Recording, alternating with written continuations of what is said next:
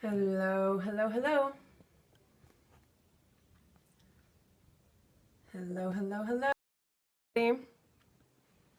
Hi, welcome. Welcome, welcome, welcome. Hope you're doing well on this fine Wednesday. I had to see what day it was. Hi, everybody. Welcome to today's scope. Good morning. Daniela, where are you, Daniela, that it's morning for you? It is afternoon here for me in California, in Northern California. Hi, everybody. Welcome. Welcome. I'm looking forward to today's topic. It's something I hear a lot from people, and I really want to debunk this myth. You're in Lodi. Welcome, listening as you get ready for work. Carolyn, where are you, Carolyn? And London, Daniela, it's dark. Ah, that's right. It's dark. Wait, but London, isn't it nighttime? Oh, did you say good morning to me because you thought it was morning for me, maybe? Yes, yes, yes. Danville. Hi, everybody. Welcome, welcome. Colleen Patrick-Goudreau here from joyfulvegan.com. Is the connection good for everybody? Red Bank.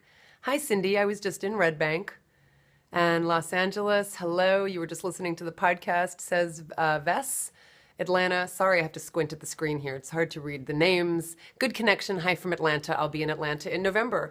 Well, welcome, everybody. Renee in LA. Hi, Renee. Good to see you. Hello from New Zealand. A quick question, making my lunch is nori okay? Is nori okay? Yeah, nori is fantastic. Nori is a sea vegetable, so yes. Hi, everybody, London. I love it. There's a lot of people from the UK here, which is something I'm really mindful of when I do these scopes, is making sure that people all around the world can watch these live, and so that's why I'm kind of varying the times that I do these. Okay, so I want to talk today about this myth. Welcome everybody who's new and who's a veteran. My name's Colleen Patrick-Goudreau from joyfulvegan.com. I'm an author and educator, and I have dedicated my work and my life to guiding people to live according to their own values of compassion and wellness. And I do this through my podcast, Food for Thought. I've got 7 books out there. I travel and speak. I make videos.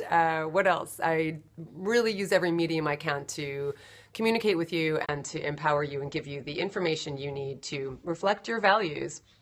So today what I want to talk about is something I hear about a lot, and I don't think it's because people who say this are necessarily thinking very deeply about it. I think it's because they've heard this before and they're just not really thinking very critically about it. But people who say being vegan is just for the privileged elite, that it's expensive to be vegan, and it's not accessible to people who are of lower income or median income. And I hear that, which is really curious to me, because if you think about how over the course of many centuries, we have always considered meat and dairy and eggs and animal products in general to be foods for the affluent. We have always considered that. It has always been the case that people who are in more farming communities, rural communities, impoverished communities are eating whole foods, right? They're eating food right from the land. And so that's always been considered, they've always been considered kind of like the poor man's food. They've always been considered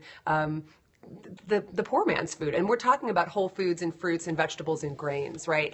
So the meat and dairy and eggs have always been considered food for the affluent and for the rich. So when we started thinking about vegan food, which is fruits and vegetables and nuts and seeds and beans and grains and mushrooms and herbs and spices, when we started thinking about those foods for the affluent, I don't know. But it's a myth that we keep perpetuating. And because we surround ourselves with like-minded people, if we say something like that, someone around us who's not vegan will go, yeah, that's true. It's just for the rich.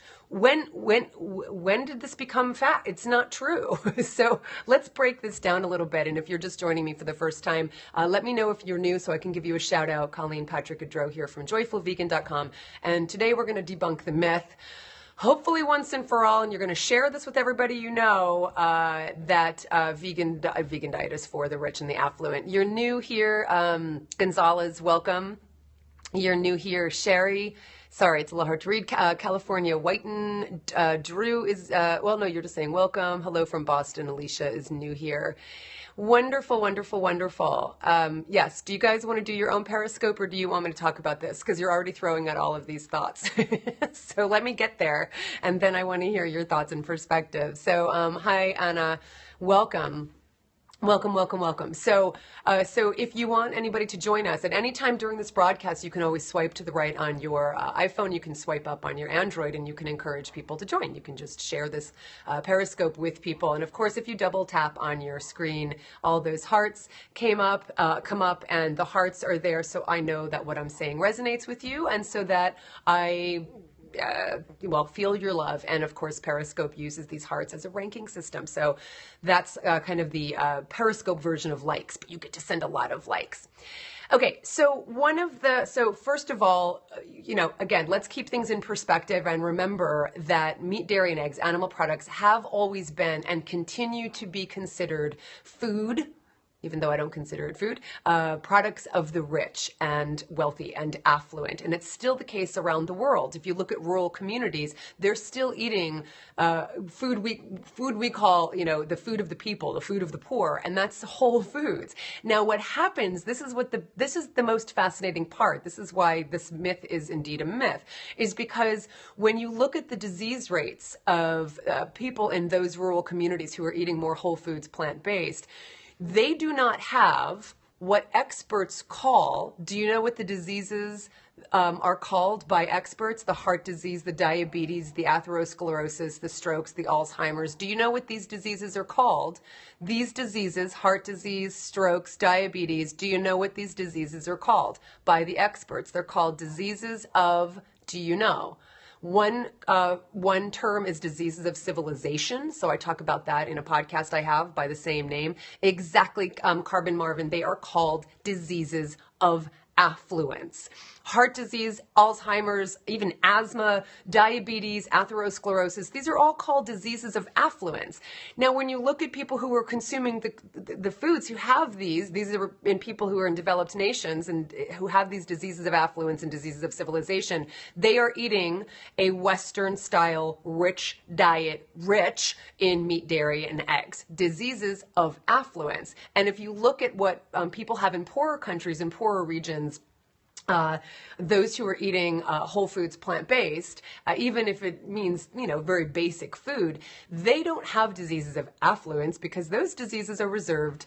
Well, those diseases tend to be associated with affluence. Now, unfortunately, these diseases are not biased. And so people who are in lower income communities obviously are getting these diseases as well. However, the point is that when we look at poor countries, they have infectious diseases. These are the diseases that we took care of. This is one of the things I always talk about. We have diseases of affluence and diseases of excess. We don't have diseases of deficiency. So a lot of people who are in impoverished nations who are eating more plant foods, they have these infectious diseases, and they're also contending with poor sanitation. They're contending with lack of clean water. They're contending with lack of health care.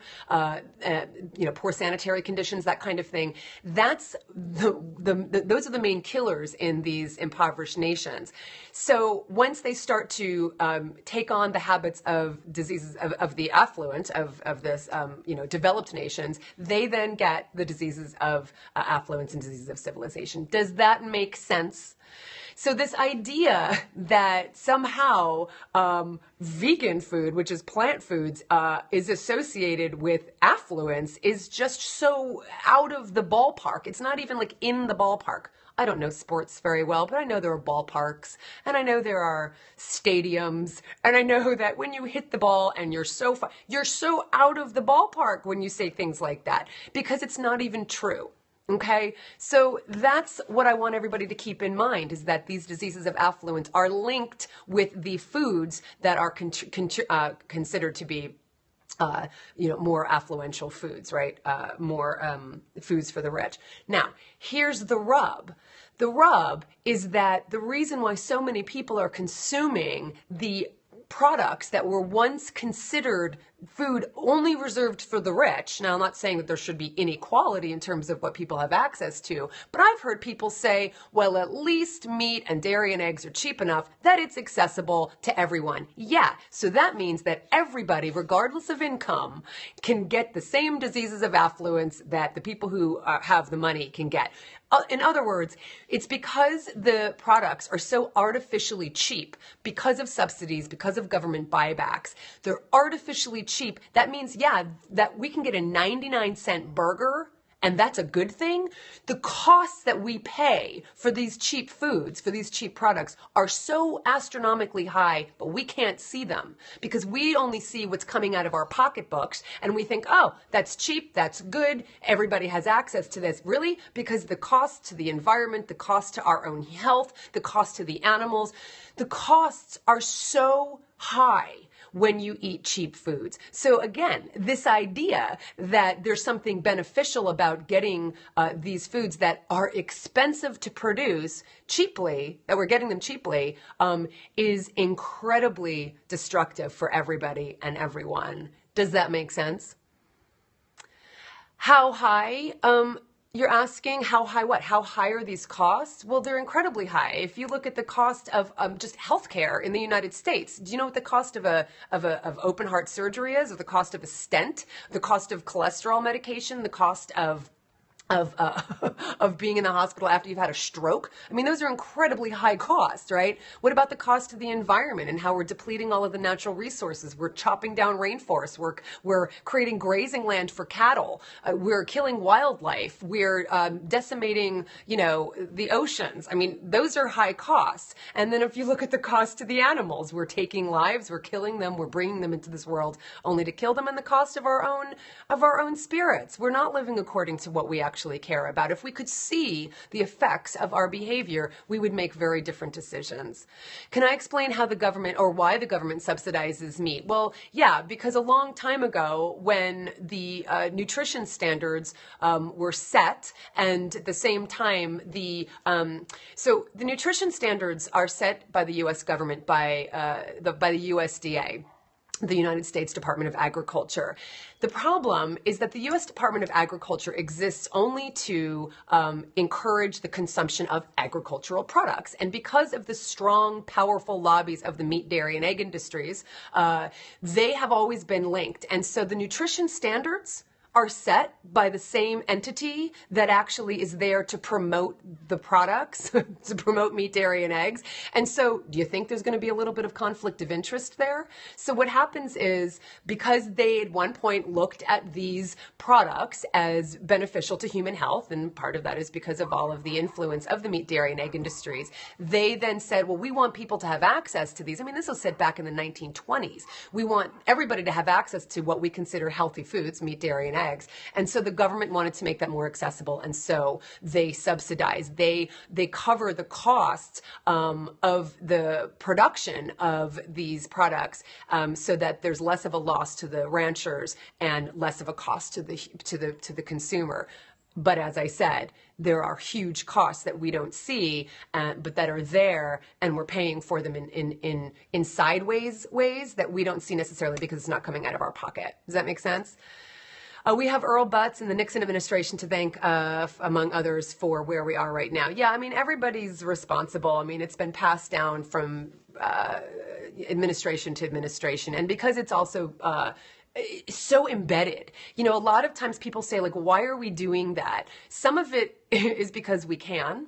Some of it is because we always have. And as we know as individuals, it's very difficult to break habits. So imagine how difficult it is to break habits, individually, when we're talking about policies that determine who's elected and who gets more money and whose businesses are going to thrive. You can bet that it's going to be really hard to break those habits.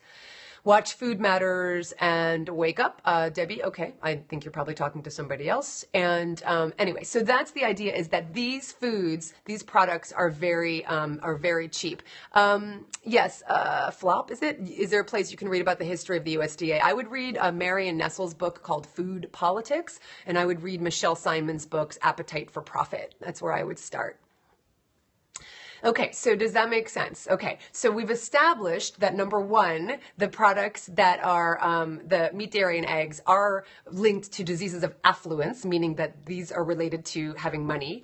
Plant foods have been associated with lower rates of all of these diseases of affluence, and then the problem is that these are so artificially cheap that that they're accessible to more people, but that's not necessarily a good thing.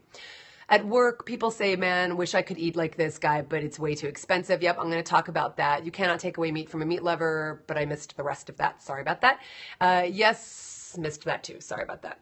Sorry, making sure I talk and get out the information to you and read what you're saying as well. Good to hear 350 McDonald's closed in the U.S. There is hope. I did not know that. That's fantastic. You know, we want to make sure that lasts. You know, I remember, you know, we see this all the time. We see, you know, the oil prices, you know, fluctuate, and we see the prices of gas go down, and that means that people are really more mindful. As soon as the price of gas starts to go up, people go buy their big cars and Hummers, so or big cars. It doesn't even have to be extreme as Hummers. So yes, that's great that there are McDonald's closing, but we need to keep that trend. And one of the ways we have to keep that trend is by changing the way we think about these things and changing these myths so that people don't keep perpetuating them. So hi everybody, if you're just joining me, Colleen Patrick-Goudreau from joyfulvegan.com.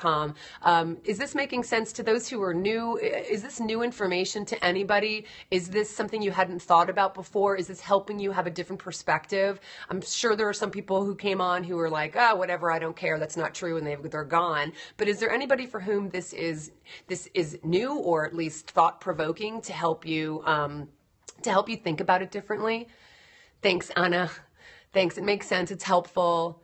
It helps, even though it's not new. Great, that's fine. This is new and inspirational. Fantastic. That's what I love to hear from Human Gum.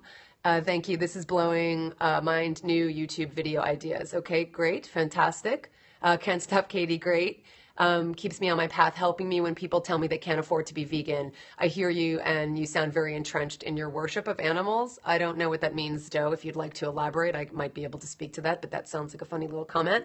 Vegan life is new for me. I still find it difficult. Okay, stay close. Ask me what those questions are.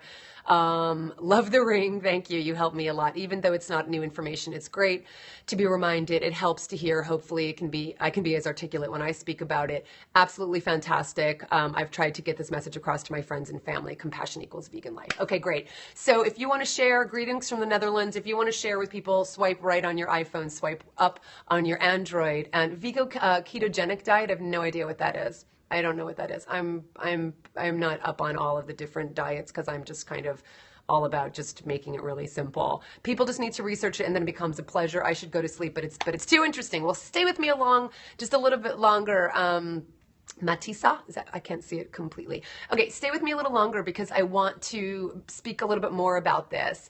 Juicing, yes, I juice. Love juicing. I love hearing this. It reaffirms my belief in compassion for the animals and the earth. Okay, fantastic. Okay, so we've established those things, and more fuel for staying on the path. Thank you, and thank you for all of your hearts. I appreciate it so much, and I'm really feeling like this is resonating with you, and I'm really hoping this is something you can take to the masses, because we all need to absolutely change this. They mean ketosis, and they do it with no carbs. Yeah, I'm not a fan of not having carbs. We need complex carbohydrates, absolutely. Okay, so let me just give you some more food for thought. The other thing that people say then is things like, well, but I want to eat healthier, I want to eat organic, but it's so expensive. It's so expensive to eat healthy, it's so expensive to eat organic, right? That's one of the things people say. So here are a couple things to think about. Number one is, like I said, because everything that we're consuming, especially the meat, dairy, and eggs, are so artificially cheap, what that means is we have a skewed perspective when we look at something that's actually the true cost, because we're not paying the true cost of that cheap meat. We are not. You think it costs 99 cents to create a burger? You think it costs 90 cents or whatever freaking KFC is selling chicken McNuggets for? I don't even know who sells what. Or chicken wings and chicken buckets. You think that costs $1.99 to produce that? The costs are incredibly high. So what happens is we're not looking at the true cost of food. If we were paying the true cost of what it took to turn these living animals into butchered bodies and into legs that go into a bucket, we would realize that we'd be probably paying I don't know, $25 a pound for this stuff. I mean, it's incredibly expensive. So what happens is we see something that's actually the true cost of what it produces, especially because there are no subsidies for produce that go directly to human beings. And we think, wow, that's really expensive. It's not that that's expensive. It's that the other crap is cheap. Does that make sense? So we need to change our perspective, because what we look at when we're looking at an organic apple that was grown 15 miles away is we're paying the true cost of that food. And that's a good thing, because we're paying the farmers, we're eating something that's healthy, we're contributing to our own health, etc. And so it's a good thing. We can't afford not to pay the true cost of this food. Now, so that's kind of just a perspective to carry with you. But let me tell you, here's the gist. Here's really the clincher. You ready? You ready? You're gonna hang on the edge of your seat for this? Here's the fact that it actually doesn't cost more money to consume the fruits and vegetables and nuts and seeds and beans and mushrooms and grains and herbs and spices. That even with the government subsidies and buybacks, it still costs less when you price out a whole foods plant-based diet and you're eating whole foods, whole grains, and you're cooking the rice and you're, buying the carrots and you're chopping them up. It still costs less to eat a whole foods plant-based diet.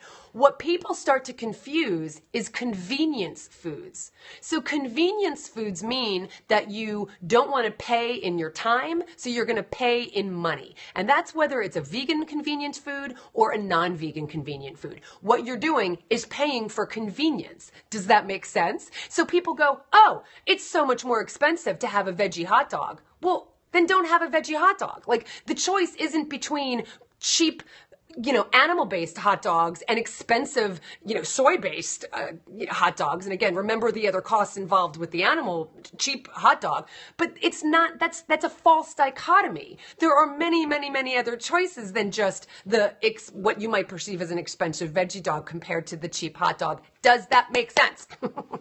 Does that make sense? So it's a false dichotomy that people create, because convenience foods are more expensive. That's what you're paying for, right? I'm just very passionate about this, if you can't tell, because this is so detrimental to everybody to keep perpetuating all of these myths. If you want people to join, swipe right on your iPhone and swipe up on your Android so people can join us and hear this and keep passing it on after the live broadcast. Okay, does that make sense? I know I'm very passionate. I'm very passionate. I know I'm on fire today. Sometimes I don't even know what's going to make me go on fire, because I don't talk to anybody else until I come and talk to you. Talk to my cats, but I don't get fiery when I talk to my cats. Okay, so hen of the woods mushroom is served at Craft Steak in Las Vegas, and it tastes like meat and better. That's fantastic, Deb. I love that.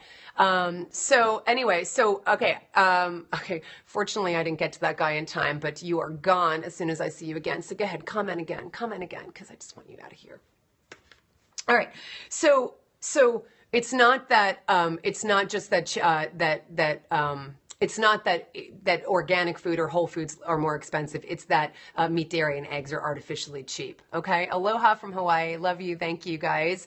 So is this making sense? And now I'm going to move into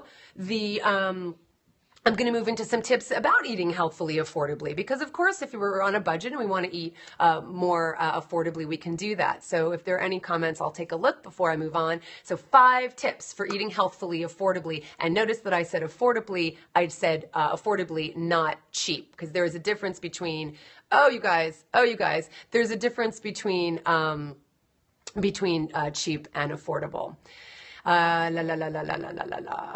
Nail on the head about a con, You aren't reading these comments, then I'm just coming to you right now, and here I am. So, man, it's really hard. Your comments are coming in too quickly, and it's hard to get some of these guys. Okay, so are you ready for 5 tips for... Thanks, Debbie. Are you ready for 5 tips for eating healthfully, affordably that you can pass on? Now, all of this is in the 30-day vegan challenge. All of this is in the 30-day vegan challenge. You will find a chapter called Eating Healthfully, Affordably, and all of this is in the 30-day vegan challenge. You can go to Amazon and grab it. You can get the signed copy from joyfulvegan.com, and the paperback is coming out very soon, very soon. Okay, so you ready, guys? 5 tips. Are truffles vegan? Yeah, because they're truffles. Okay. You hope one day I sign your copy. I hope that's what you're saying. Yeah, no worries. No worries. All good. It's all good. Okay, ready? I hear food deserts as an excuse for not going vegan. Right. That's absolutely ridiculous. Oh, your copy. Wonderful. And truffles are found by pigs. Yeah, that's another conversation, Deb. They're still vegan because they're things that are things that have questionable ethical production methods around them doesn't mean they're not vegan, in my opinion. They're still mushrooms, they're still truffles, they're still fungus, right? But that doesn't mean that we can't find better ways for producing these things. But yeah, in my opinion, truffles are vegan, and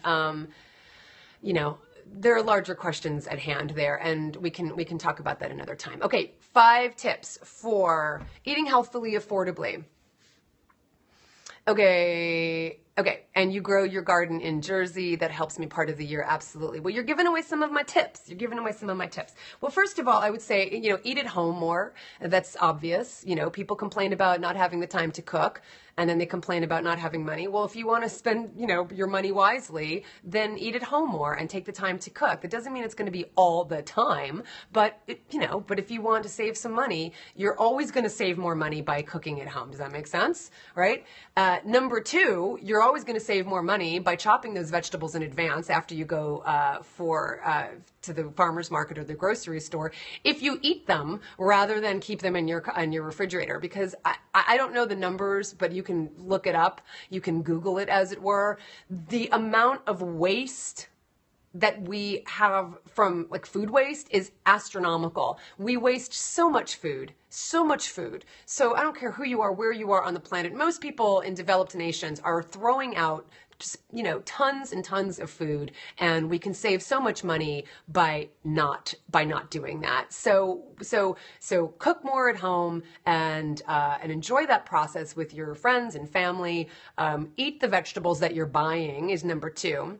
What if I want to eat out or have a spontaneous ice cream? Well, of course you can do that. We always decide if we want to spend our time or we want to spend our money. So it's not something you have to be rigid about, like, I'm never going to eat out again. But, decide what your budget is for how much you want to spend eating out. Eating out is fun. It's great. It's wonderful. So budget it into factor it into your budget.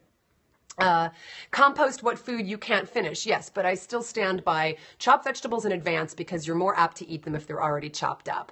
Okay, that makes sense. So that's number 2. At least compost if you're going to throw food out. I agree with you. No food should go into a garbage bin. Compost, find out about your city's composting program. Get a compost program in your city if you don't have one already. Okay, number 3 is, we'll cook from scratch and eat at home. It's kind of the same thing. Buy in bulk is another thing I would say. Buying the whole grains, beans, lentils. Lentils are the most affordable protein that we can eat. They're so wonderful, and you don't have to soak them in advance. And everyone who complains about not having time, because apparently we have no time at all for the beans to soak while we're sleeping. Because, yeah, that takes so much of our time when we're sleeping for the beans to soak. Whatever. But if you don't even want to worry about beans soaking, then get lentils, because they don't have to soak in advance, and they cook in 20 to 40 minutes depending on the lentil. Yeah, you put lentils in with rice in the rice cooker. That's fantastic. It takes no time. While you're showering and getting ready for work in the morning, you can throw some lentils in a pot with a bouillon cube, with an onion if you chop that up, and some herbs, and you've got a wonderful dinner for that night. It's all about forming good habits. Absolutely. So was that number 3? Was that number 3? I think that was number 3. You made lentil soup today. My girlfriend and I can live off of beans, rice, lentils, and potatoes. I agree. Pink lentils take only 1 to 2 hours to soak. Well, you don't even have to soak lentils. Okay, number 4. Number 4 is make more than what you need when you are cooking at home. You should always be making more than what you need for that meal so that you don't have to cook the next day, so that you have leftovers. Leftovers are fantastic. I think I enjoy eating leftovers more than I enjoy it like eating it when it's right off of the stove. I love leftovers, and they're wonderful for lunch the next day. They're wonderful for breakfast the next day. We don't have to always have the same, kind of typical breakfast foods. You can have it for breakfast. So always make more than what you need, so you have more for food the next day, because it's because we get lazy and because we think it's going to take forever to chop vegetables that we just buy convenience foods or go out to restaurants, and that's where we're spending more money. It's not because you're vegan. It's not because you're eating plants. It's because you're making choices based on how much time you want to spend versus money. Does that make sense? Okay, if you're just joining us, Colleen Patrick-Goudreau from joyfulvegan.com. Thanks for your hearts. Thanks for the shares. Thanks for all of your love and contributions and participation. And I'm going to get to number 5. And number 5, this might sound really funny to you, but number 5 in eating healthfully affordably. And I hope you guys are recapping this. I hope someone's typing these in so we can recap 1 through 4. Number 5 is eat less.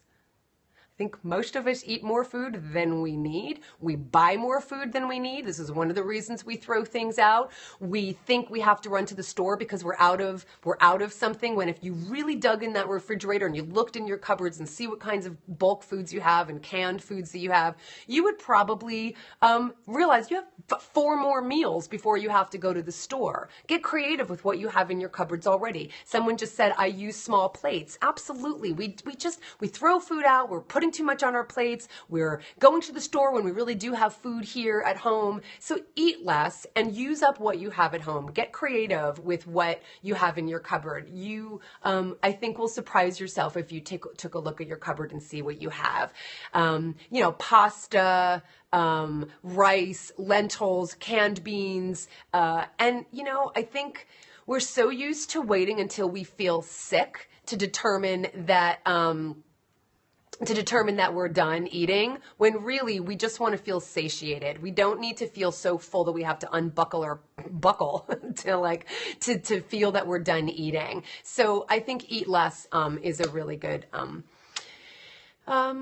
piece of advice for number 5. Does that make sense, everybody? I only shop once a week and I buy only what I need. That's fantastic. Cleaning girl. I never throw anything away. I'm a greedy vegan.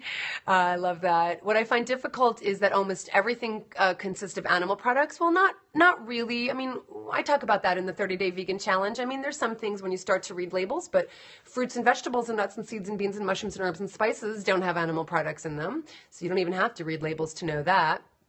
That helps. Fantastic. I'm glad. Eat less. So simple, so true. Eat less. Eat less.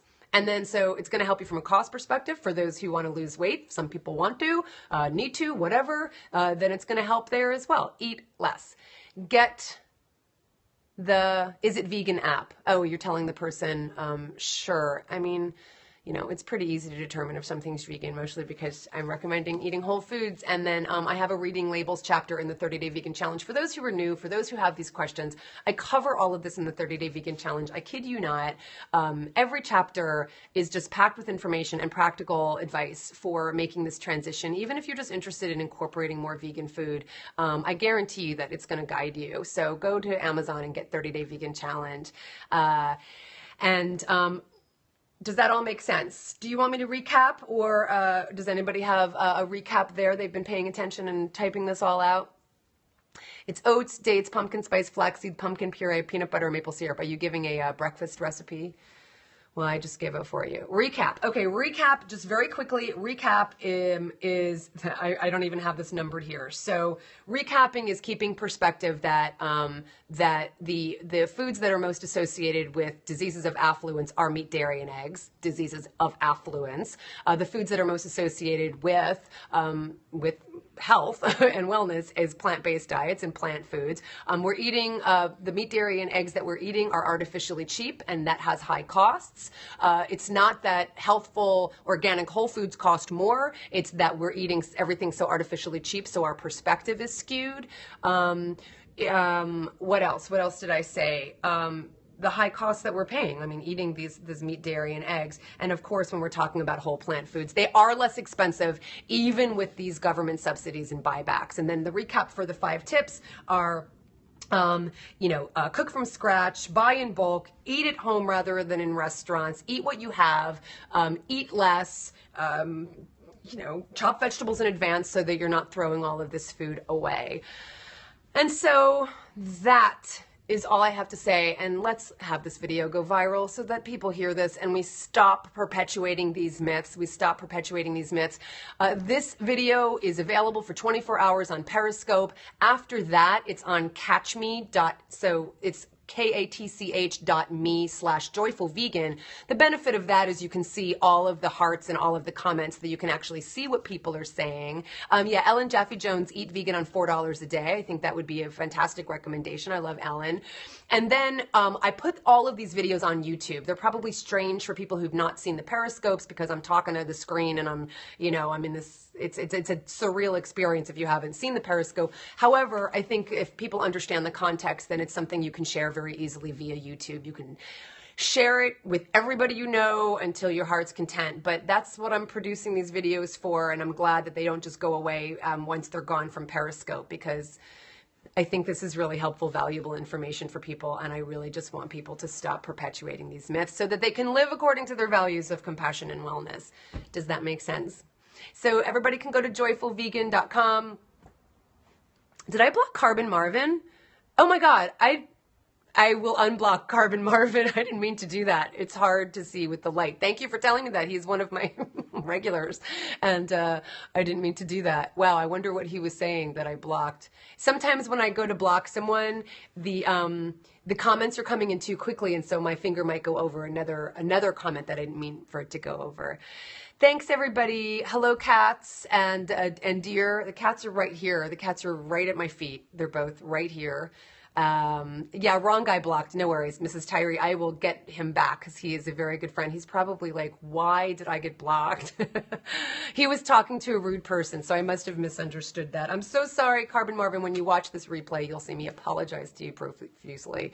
So bananas don't keep for long in the freezer, only a month. I keep bananas in the freezer for more than a month. I open them up, unpeel them, break them up, put them in a little plastic bag or put them in a big plastic bag, and then I put them in the freezer. But someone just said that that's a long time. Debbie, I don't know if you're speaking to that, but actually they shouldn't be staying in your freezer for too long because you want to eat them. You keep it for many months. I want a big, huge baked potato. I want some lunch too. It's 12:55. I haven't eaten lunch yet, so I'm going to go have some lunch. And right here in the Netherlands, I'm going to bed. Yeah, it's late there. Thank you for joining us from the Netherlands, from the UK, from the East Coast, from the West Coast. Let me know if you got something out of this, and if you'll join me next time, just say yes. And I hope to see you tomorrow. I will probably be here tomorrow around the same time. So I think this is a good time so far. I'm liking this time. It helps me get work done in the morning and then take a break, take a work break from my work break, and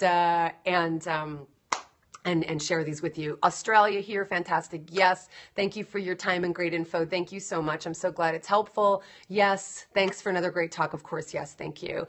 My hope is that we continue to draw in new people who've never heard this before, and certainly continue to have all of you veterans who, of course, know this information, but perhaps it's helpful to hear it reiterated. Thank you for making me feel like I'm not alone as a vegan. Your advice and